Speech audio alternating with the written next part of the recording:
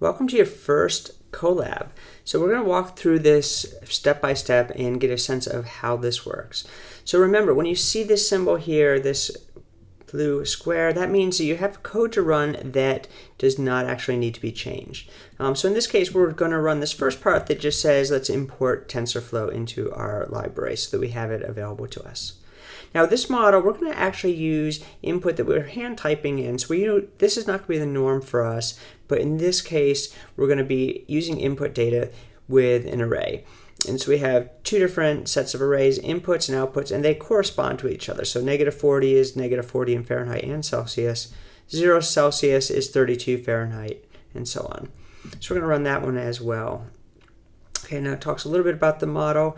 Now what we want to do here is create our model, and we're going to use this sequential model that we talked about with a dense layer. We're going to have one node, and we're going to have an input shape of 1, so just a one-dimensional input.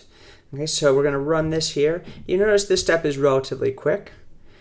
We're going to run the code that compiles it. And again, you're not going to necessarily need to know what all these compile pieces are, but we're going to run that there. And then when we're done, this will actually fit the model in and run 150 epochs. Let's up this to 500 for right now, and we'll give that a go.